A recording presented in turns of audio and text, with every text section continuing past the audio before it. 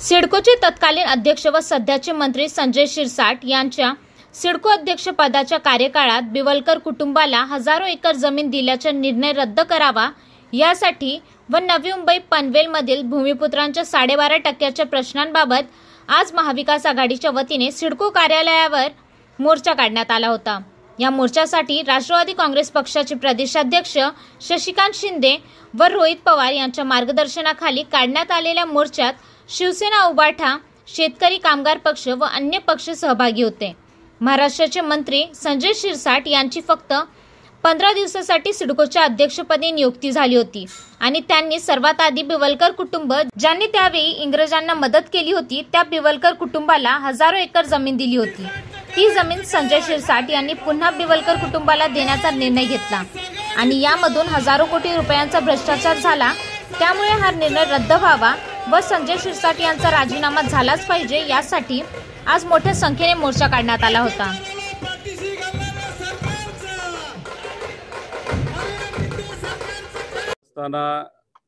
अधिकाऱ्यांच्या चेहऱ्यावर एक गोष्ट मात्र दिसत होती की सिडको बिवळकरांना जमीन देण्यासाठी हे नकारात्मक होतं।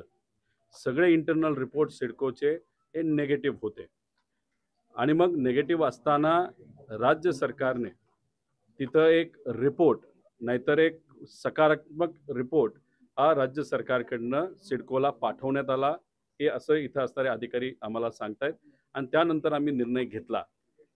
आत्ताशी त्यांच्याशी बोलत असताना आम्ही त्यांना सांगितलं एकतर 61,000 स्क्वेअर मीटर ही जी जागा तुम्ही बिवलकरांना देत आहात ती ताबडतोब तुम्ही तिथं ती थांबवावी, जी काय प्रक्रिया झाली आहे ती त्याला सुद्धा तिथं स्थगिती ही तुम्ही द्यावी। बोलत असताना त्यांनी सकारात्मक उत्तर तिथं दिलेलं आहे। म्हणजे या मोर्चाचा फायदा हा सामान्य लोकांची सिडकोची 5,000 कोटीची जमीन जी बिवलकरांना प्रोसेसमध्ये होती ती कदाचित प्रोसेस थांबेल असं आम्हाला सगळ्यांना वाटतं। पण तुम्ही खोलात जर गेलात त्यांना आम्ही जेव्हा विचारलं की जमिनीवर नाव हे शासनाचं होतं, कारण का 1975 ला जेव्हा सीलिंग ऍक्ट आला होता ही पूर्णपणे 4,000 एकरची जी जमीन आहे ती शासनाकडे गेली होती। बिवलकर परिवाराला त्या ऍक्टच्या अंतर्गत जी काही थोडीफार जमीन होती ती त्यांनी आधीच विकली होती। त्यामुळे एकतर क्लिअर आहे की शासनाची जमीन असताना सुद्धा ती त्या ठिकाणी 12.5% या बिवलकरांना दिली गेली। याच्या मागे कुणी ना कुणीतरी सत्तेतली लोक आहेत, पॉवरफुल लोक आहेत, सत्तेचा पदाचा वापर करून इथं भ्रष्टाचार करण्याचा प्रयत्न त्या ठिकाणी झाला होता। आणि आता चर्चा म्हणजे अधिकारी लेवलला नाही पण 5,000 कोटीची जमीन बिवलकरला देत असताना इलेक्शनच्या आधी काहीतरी व्यवहार हा इथं असणारे चेअरमन शिरसाट यांच्यात आणि बिवलकर आणि कदाचित त्यांच्या पक्षाचा म्हणजे शिरसाटांच्या पक्षाला सुद्धा मोठा निधी हा इलेक्शनसाठी त्या ठिकाणी दिला गेला होता। म्हणजे जेव्हा कोड ऑफ कंडक्ट आचारसंहिता लागणार होती त्याच्या 15 दिवस आधी शिरसाट इथं आले। पहिली फाईल कुठली क्लिअर केली असेल तर ती बिवलकरांची केली। याच्यामध्ये नक्कीच काही ना काहीतरी काळबेरं आहे आणि इथं असणाऱ्या अधिकाऱ्यांची आज तिथं अडचण झालेली आहे। पण आम्ही त्यांना काही कागद मागितलेले आहेत, ते कागद तिथं दिले जातील। आणि अजून एक हास्यास्पद गोष्ट इथं जी घडली म्हणजे ती तशी सिरियस आहे, हास्यास्पद याच्यासाठी की हा जो 12.5%चा कायदा तो भूमिपुत्रांसाठी असं दिसतंय की बिवलकर हे भूमिपुत्र नाहीच आहेत, तरी सुद्धा यांना 12.5% जमीन का दिली गेली असंही कुठेतरी काही गोष्टी आता समोर यायला लागल्यात। त्यामुळे कागद आम्ही बघू पण राजीनामा हा तर द्यायलाच लागणार आहे, कारण का ह्याच्यामध्ये 100% भ्रष्टाचार झालाय। पण कागदपत्र बघितल्यानंतर फक्त शिरसाटांपर्यंतच हा विषय थांबतो का हा राज्य शासनाकडे पण जातो हे मात्र त्या ठिकाणी क्लिअर होईल।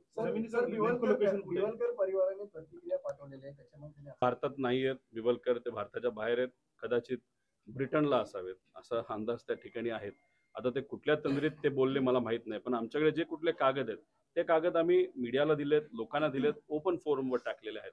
ते कागद तुम्ही बघितल्यानंतर 100% तिथं एक कळतं की त्यांना ब्रिटिशरांनी 4,000 एकर ही जमीन तिथं दिली होती। त्यामुळे ते जे आज बोलतायत ते मोघम बोलतायत, ते जेव्हा येतील तेव्हा कागद घेऊन बोलतील अशी आपण सर्वजण अपेक्षा करू।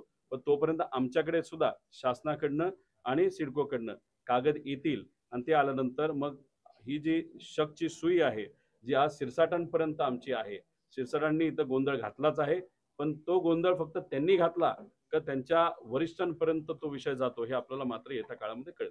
दादा, या प्रकरणाची चौकशी ईडी कडून व्हावी. चला, ईडी हे विरोधकांसाठी असते, सत्तेतल्या लोकांसाठी नसते. हा ईडीकडे हा विषय गेला तर ते टाइमपास करत बसतील, तिथं कुठेही काय निर्णय लागणार नाही. आमचं मत आहे कागदपत्र क्लिअर आहेत. त्याच्याच बरोबर गवई साहेबांनी मे महिन्यामध्ये 2025 मे ला एक निकाल दिला होता. शासनाच्या ह्या कुठल्या जमिनी ज्याच्यावर शासनाचं नाव आहे, बिवलकरांच्या जमिनीचा 7/12 आम्ही जेव्हा विचारलं, काही अधिकारी सांगण्याचा प्रयत्न करत होते, तेव्हा आम्ही त्यांना विचारलं की 7/12 नाव कोणाचं आहे. ते म्हणले हो शासनाचं आहे. शासनाचं नाव असताना सुद्धा तुम्ही 12.5% त्या व्यक्तीला तिथं देत असाल तर हे कितपत योग्य आहे. त्यामुळे याच्यात मोठा भ्रष्टाचार झालाय. ईडीपेक्षा आम्ही तुम्हाला आश्वासित करतो, सर्व भूमिपुत्रांना आश्वासित करतो, हा जो स्कॅम आहे जो झालाय त्याला आम्ही निकालातच लावणार आणि जे कोणी जबाबदार आहेत त्यांना सुद्धा त्यांच्यावर कारवाई ही झालीच पाहिजे अशी आमच्या सगळ्यांची मागणी आहे. बिवलकर असं देखील म्हणतात 27ला मग ते तुम्हा सर्वांना बोलवतील. तिथून कुठला तरी एक व्हिडिओ काढलाय, ते काय बोलतात त्यांना तिथे कळत नाही. विरोधाभास आहे. ते म्हणाले की जमीन अजून मला मिळाली नाही, कोर्टात विषय आहे.